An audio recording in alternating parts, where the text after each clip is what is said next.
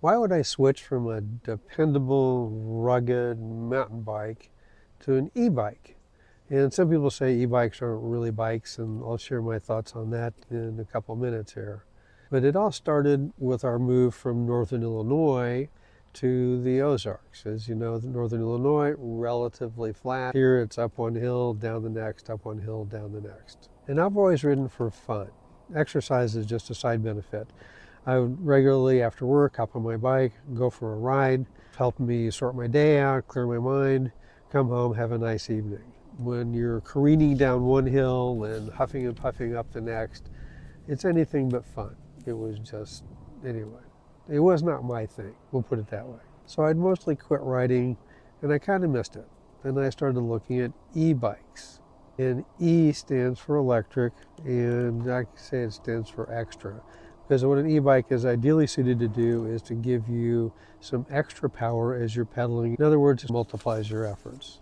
But if you really just want to be transported on two wheels from point to point, you should get a scooter or a moped or a motorcycle. And all those are great, and they're right for certain people.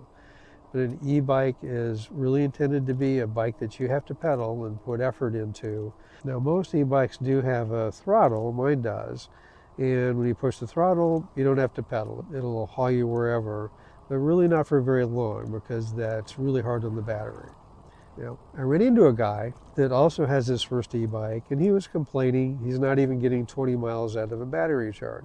And as we talked, it turned out he's just basically doing the throttle. He'll go down a hill, pick up what speed he can, which is kind of typical for a bike, and then when he got up the hill and lost speed, he would just hit the throttle. He might be better suited with a scooter or a moped. So it's probably about managing power in what you're able to do. I equate it to a weightlifter. Someone that can deadlift 300 pounds isn't going to put 500 pounds on the bar. They might put 310 on to challenge themselves a little bit.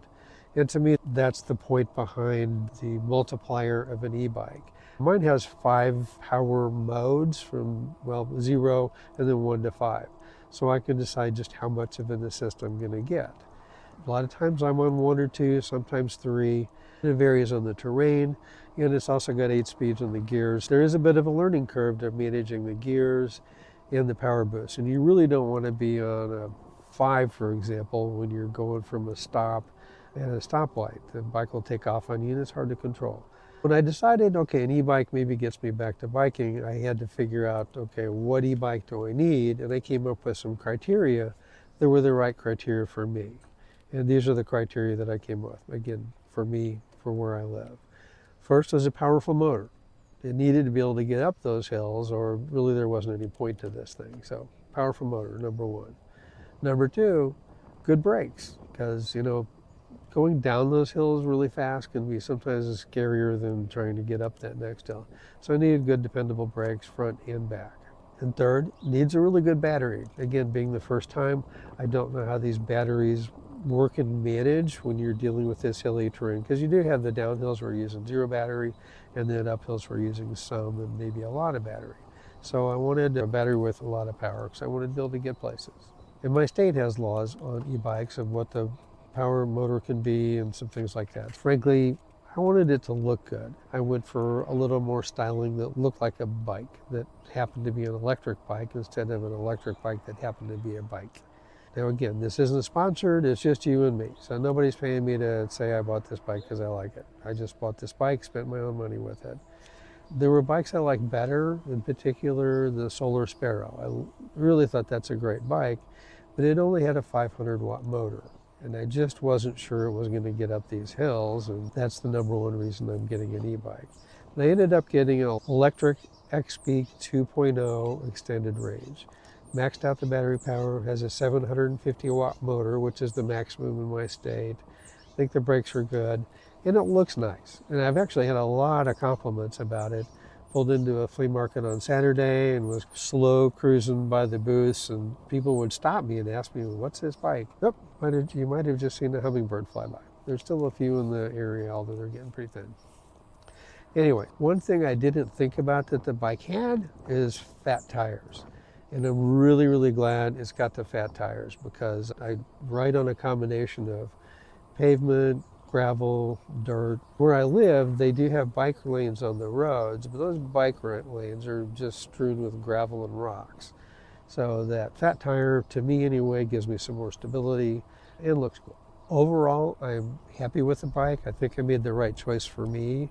One little side note, their webpage says 5-minute assembly, which is ironic because their how to assemble video is 37 minutes. By the way, it's an excellent video. If you buy a bike, follow that video. It breaks it down step by step by step, but it's 5 minutes just to get the thing unpacked. So anyway, just a sidebar.